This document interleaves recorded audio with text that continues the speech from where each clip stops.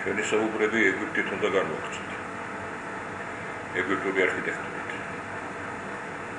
ეგვიპტისაგან დიდად არის დავალებული მთელი დანარჩენი სამყარო არქიტექტურის განვითარებისათვის და განსაკუთრებით კლასიკური სამყარო, ძველი საბერძნეთი და მისი მემკვიდრეც რომაული არქიტექტურაც. ეგვიპტეს განაპირობებდა და აკონკრეტებდა სამხრეთიდან ჩრდილოეთისაკენ და ხმელთაშუა ზღვაში ჩამავალი დიდი მდინარე ნილოსი, დორე და წყალუხი. მთლიანად ნილოსია დამოკიდებული ეგვიპტური სახელმწიფოებრიობის არსებობა. ეგვიპტე მთელი ისტორიის მანძილზე არ იყო ერთიანი და მთლიანი ყოველთვის. იგი ძალიან ხშირად იყოფოდა ზემო ეგვიპტეთ, ანუ სამხრეთის ეგვიპტეთ და ქვემო, ანუ პირობითად მას დელტის ეგვიპტეც ეწოდება, რადგან იგი უზარმაზარ დელტას ქმნის მის ქვედაწელზე, სადაც ის უერთდება და ერთვის ხმელთაშუა ზღვას. ეგვიპტური ქრონოლოგია ყოველ შემთხვევაში მისი ძირითადი ქრონოლოგიური ცხრილი შემდეგნაირად გამოიყურება. აღნიშნულია პერიოდები დინასტიის სახელით. ეს ტექნიკური ტერმინია. პირობითად უწოდებთ დინასტიებს იმიტომ, რომ რა დინასტიური სახელით აღნიშნავდნენ ფარაონები თვითონ თავიანთ მოდგმას ჩვენთვის უცნობია. ჩვენ ალბათ საუბარს დავიწყებთ სწორედ მესამე, მეექვსე დინასტიის ამ უადრესი საფეხურით არქიტექტურის განვითარებისა. და გითხარით, რომ ფუძემდებელია ეგვიპტე მონუმენტური არქიტექტურის განვითარების. ეს პერიოდი, რომელზედაც ახლა ჩვენ ვისაუბრებთ, გრძელდებოდა დაახლოებით 2800 წლიდან 2400 წლამდე. ესე იგი დაახლოებით სადღაც ჩვენ ხერთ არის ამ წუთში 400 წლიანი, ანუ 4 საუკუნოვანი მონაკვეთი.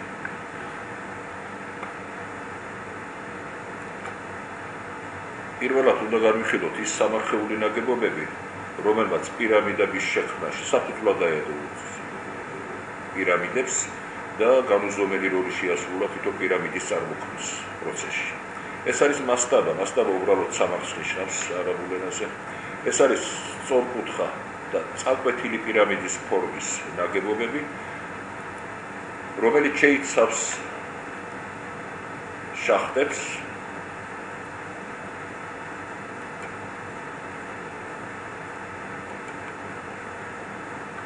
ეს ზემოდან ჩანს გიზეს კომპლექსში მასტაბების მთელი კომპლექსი და თუ გავუჭრით მას გავკვეთათ, ასეთ სურათს მივიღებთ.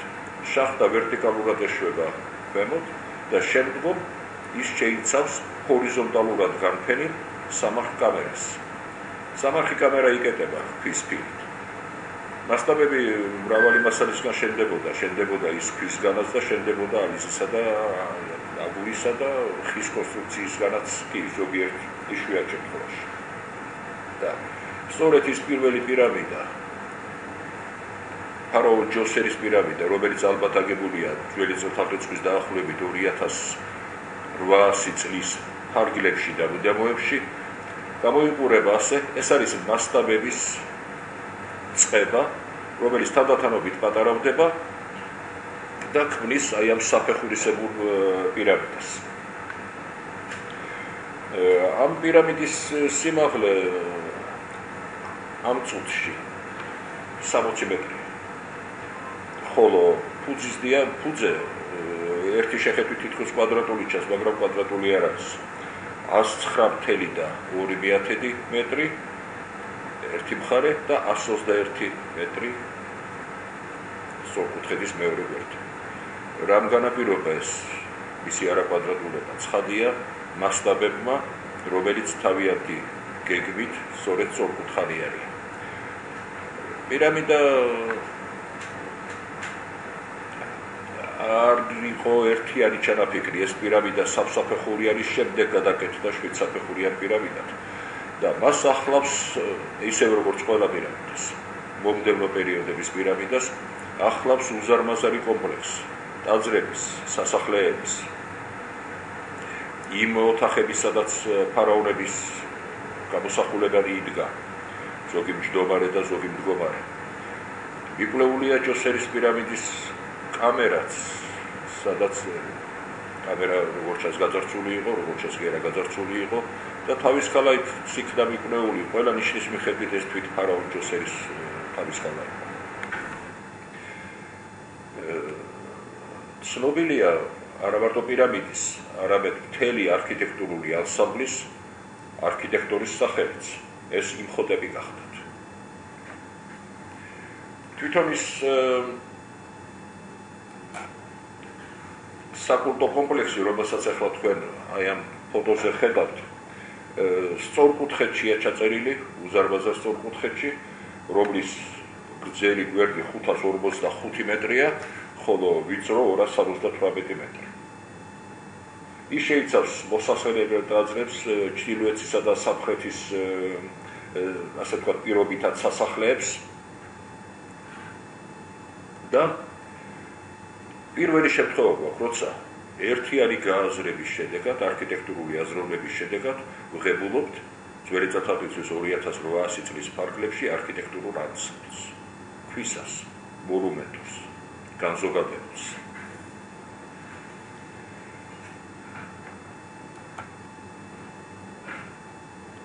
თქვენ აქ ნახევარ კოლონებს ხედავთ, ეს სწორედ ფარაონ ჯოსერის ტაძრის ნახევარსვეტებია, მაგრამ ამ კომპლექსში ჯერ ქვის კონსტრუქციული შესაძლებლობები ბოლომდე გააზრებული არ არის. ეს რას ნიშნავს? იმას, რომ ჯერჯერობით ამ საფეხურზე არსად არ ხდება თავისუფლად მდგომი სვეტი.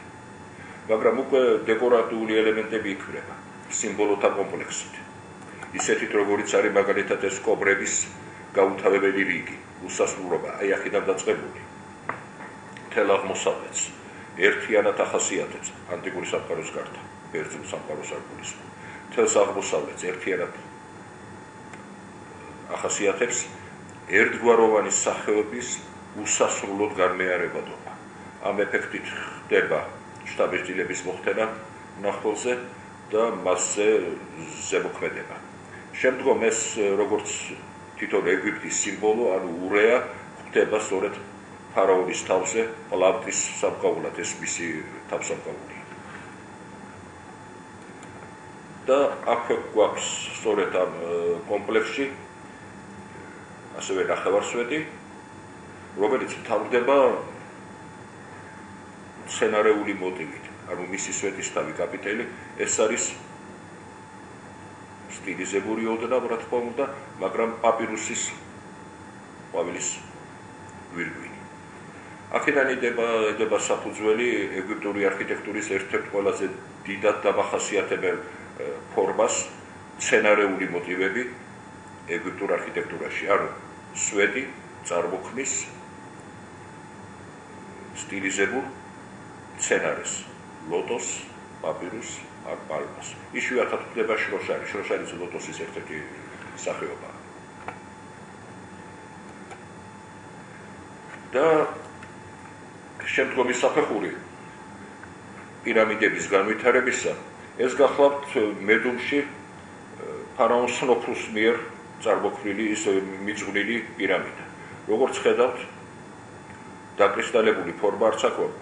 ჩვენ ყოველთვის ჩვენ გვახსოვს გიზეს კრისტალიზირებული ფორმები პირამიდების, მაგრამ ამ კრისტალიზებულ ფორმამდე ერთბაშად არ მისულა ეგვიპტური არქიტექტურა. ეს არის რთული წიაღისეულების პერიოდი. და სნოფრუს პირამიდას თქვენ ხედავთ, რომ ისიც მასშტაბების კომბინაციაა. მისი სიმაღლე მხოლოდ 75 მეტრია, 75 მხოლოდ ვამბობ, იმიტომ რომ შემდგომ უფრო გავიაზრებთ პირამიდის მასშტაბებს და მისი ფუძე უკვე კვადრატულია და კვადრატის გვერდი 60 მეტრია. მაგრამ სნოფრუს რამდენიმე პირამიდა ჰქონდა.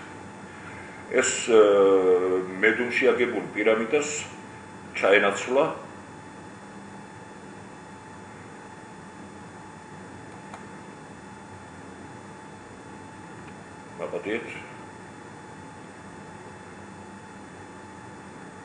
ჩაენაცვლა პირამიდა დაშურში, რომელიც ასევე სნოფრუსს ეძღვნება.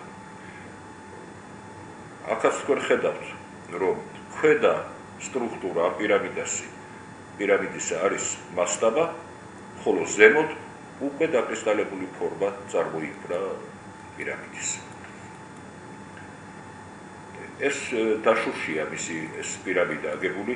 ეს პირამიდები ზუსტად ისევე როგორც ჯოსერის პირამიდა შეიცავს მოსახსენებელი ტაძრების კომპლექსს, სასახლეებს და ასე შემდეგ. მაგრამ სნოფრუს მესამე პირამიდაც ჰქონდა. ის უკვე აბსოლუტურად პირამიდაა. დახვეწილი დაკრისტალებული ფორმა.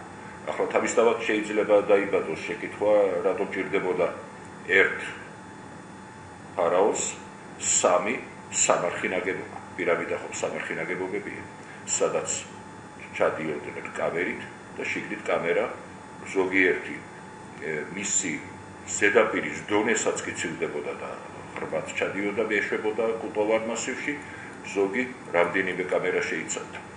ერთადერთი რაც შეიძლება ვთქვათ ჩვენ რომ მხოლოდ ერთი პირამიდაა ნამდვილი სამარხი, ხოლო დანარჩენი ორი პირამიდა ეს არის კენოტაფი, ანუ ცრუ სამარხი. ცრუ სამარხებს ის წარმოქმნას რამდენიმე მიზეზი აქვს, ერთ-ერთი კი ის არის რომ ეს იცავს მიცვალებულს ძარცვისაგან. ჩვენ რასაც ახლა ხედავთ ეს პირამიდის სტრუქტურის ზოგადი სახეა, კამერების განთავსება. თვითონ შედგენილობა პირამიდებისა ქვით. და სწორედ პირამიდების კულმინაცია აღწევს სწორედ ფარაონ სნოფრუს მემკვიდრეები და იგება გიზაში მეოთხე დინასტიის მეფეების მიერ ხეოფსის ეს ბერძნული ფორმაა ხუფუ ხეფრენის ბერძნული ფორმაა და ხაფრა ეწოდებოდა მას და მიკერინის ესეც ბერძნული ფორმაა და გამოითქმოდა როგორც მენკაურა. ხეოფსის პირამიდა ყველაზე ადრეულია ამ სამეულში. ეს კომპლექსი ჩანს. აქ ყურადღებას რომ მივექცევთ პატარა პირამიდებს, რომლებიც წინა პლანზეა, იმიტომ რომ ამ პირამიდების შესახებ თუ ვისეკუთვნოდა ეს პირამიდები და თუ ვისთვის იყო მოდელირებული, ასრ და უამრავი სხვადასხვაობაა და თანდათანობით შევეხედით. მაგრამ რიგის მიხედვით მარჯვნიდან მარცხნივ, მარჯვნივ ეს ყველაზე მაღალი ხეოფსის პირამიდაა, რომელიც დაბალი ჩანს. შემდეგ ეს არის ხეფრენის პირამიდა, ცენტრში, ანუ ხაფრასი და შემდეგ მესამე, ყველაზე მომცრო ზომისა, მენკაურას იგივე მიკერინის პირამიდა. თქვენ პატარას ხედავთ ახლა ჩვენ ხეოფსის პირამიდას, იმიტომ რომ მას თვლიანად აქვს შემოცლილი გარშემო გარსი. მოპირკეთების უზარმაზარი მასა.